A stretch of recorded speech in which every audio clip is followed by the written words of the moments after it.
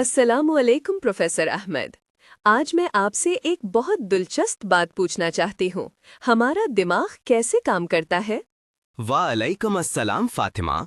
बहुत अच्छा सवाल है। दिमाग इंसानी जिस्म का सबसे हैरान अंगेज हिस्सा है। चलो आज हम इसकी गहराइयों में उतरते हैं। जी, मैं सुनने के लिए बिल्कुल तैयार हूँ। तो इमेजिन करो, दिमाग एक बहुत ही सोफिस्टिकेटेड कंट्रोल सेंटर है। जैसे एक बड़े शहर का कंट्रोल रूम होता है जहां से सारी ट्रैफिक, बिजली और दूसरी चीजें मैनेज होती हैं। हमारा दिमाग भी हमारे पूरे जिस्म को कंट्रोल करता है। एक कंट्रोल सेंटर? मतलब मेरी सोच, मेरी हरकतें सब वहीं से कंट्रोल होती हैं? बिल्कुल सही। तुम्हारी सोच, एहसास, हरकतें, सांस लेना, दिल का धड़कना, सब कुछ दिमाग ही देखता है। ये हमारी बॉडी का सीईओ है। वाओ! तो इसके कितने हिस्से होते हैं? क्या ये सिर्फ एक ही चीज है या अलग-अलग डिपार्टमेंट्स हैं? बहुत अच्छा सवाल है। दिमाग के 3 बड़े हिस्से होते हैं जो अलग-अलग काम करते हैं। पहला है सेरिब्रम, जिसे उर्दू में दिमागे कबीर कह सकते हैं। ये सबसे बड़ा हिस्सा है। सेरिब्रम? और ये क्या करता है? सेरिब्रम को तुम दिमाग का सोचने वाला हिस्सा समझ लो। हमारी याददाश्त, हमारी समझ, बोलना, सुनना, देखना और फैसले लेना, ये सब सेरिब्रम का काम है। जब तुम कोई किताब पढ़ती हो या कोई नया कॉन्सेप्ट सीखती हो, तो सेरिब्रम ही एक्टिव होता है। तो जैसे एक कंपनी का सीईओ सारे बड़े फैसले लेता है, सेरिब्रम हमारे बड़े फैसले लेता है। बिल्कुल सही एनालॉजी। फिर दूसरा हिस्सा है सेरिबेलम या दिमागे सगीर। ये सेरिब्रम के पीछे और नीचे होता है। सेरिबेलम हमारे बैलेंस और कोऑर्डिनेशन का मास्टर है। जब तुम चलती हो, दौड़ती हो या साइकिल चलाते हो, तो सेरिबेलम ही ये इंश्योर करता है कि तुम गिर ना जाओ और तुम्हारी हरकतें स्मूथ हों। ये हमारी बॉडी का कोऑर्डिनेटर है। तो जब मैं नमाज में रुकू या सजदा करती हूँ या चलते हुए अपना बैलेंस बनाती हूँ, ये सब सेरिबेलम की वजह से होता है? जी हाँ, बिल्कुल ठीक समझी। और तीसरा हिस्सा है ब्रेन स्टेम या दिमागी तना। ये दिमाग का वो हिस्सा है जो हमारी रीढ़ की हड्डी से जुड़ा होता है।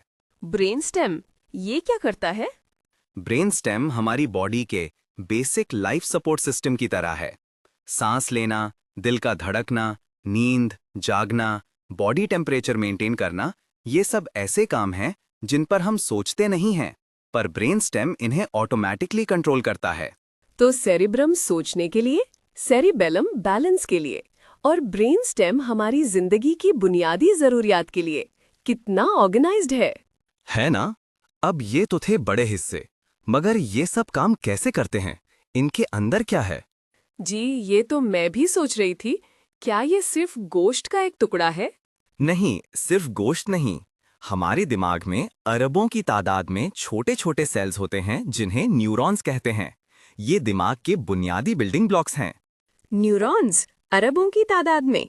जी हाँ, तुम इन न्यूरॉन्स को छोटे-छोटे मैसेंजर समझ सकती हो। ये इलेक्ट्रिकल और केमिकल सिग्नल्स के जरिए एक दूसरे से बात करते हैं। बात करते हैं? कैसे? इमेजिन करो, एक बहुत बड़ा टेलीफोन नेटवर्क है। हर न्यूरॉन एक टेलीफोन है।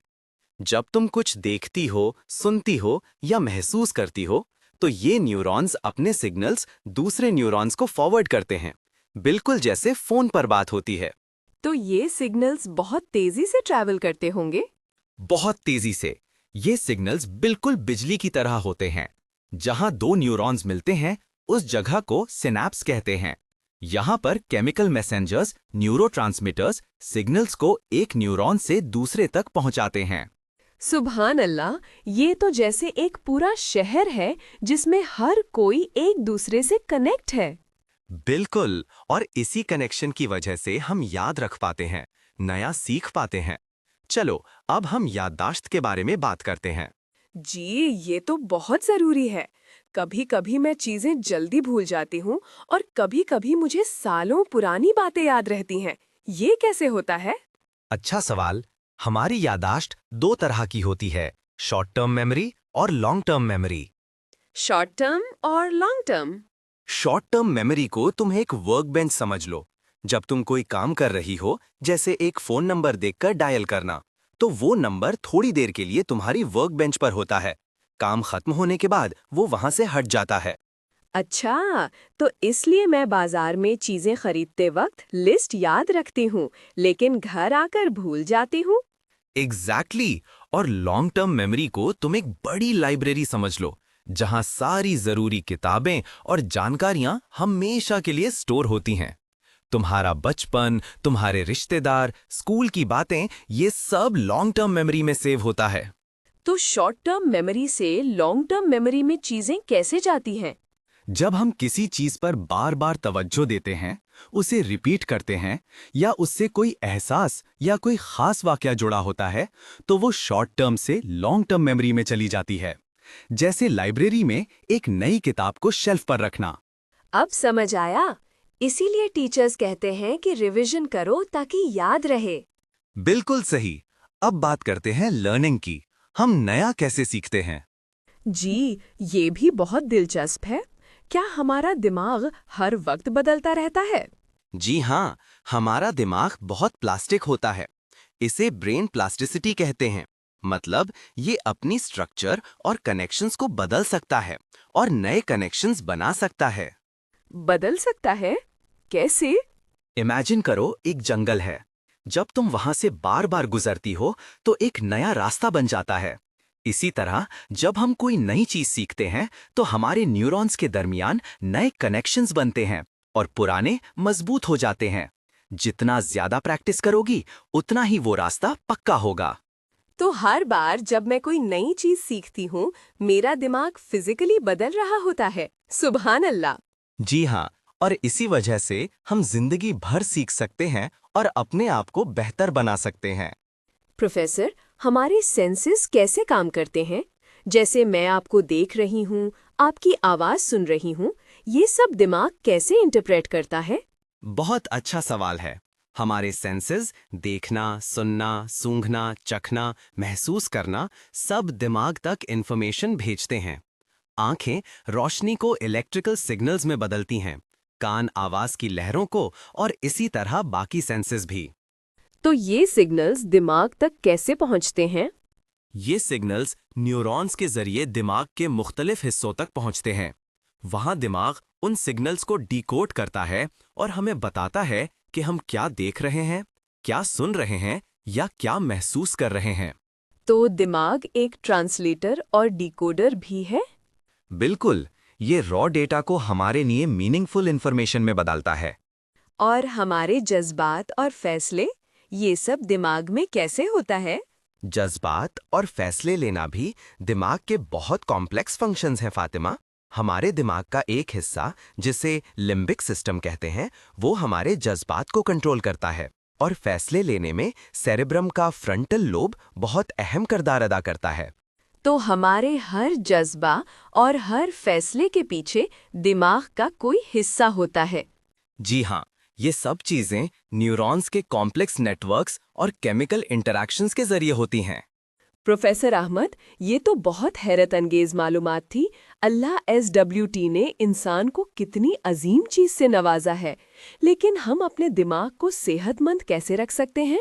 बहुत जरूरी सवाल है फातिमा। अपने दिमाग को सेहतमंद रखने के लिए कुछ अहम चीजें हैं। पहला, अच्छी नींद। जब हम सोते हैं, दिमाग दिन भर की इंफॉर्मेशन को प्रोसेस करता है और क्लीन अप करता है। दूसरा, सेहतमंद ग़िज़ा। दिमाग को सही तरीके से काम करने के लिए अच्छी ग़िज़ा की जरूरत होती है।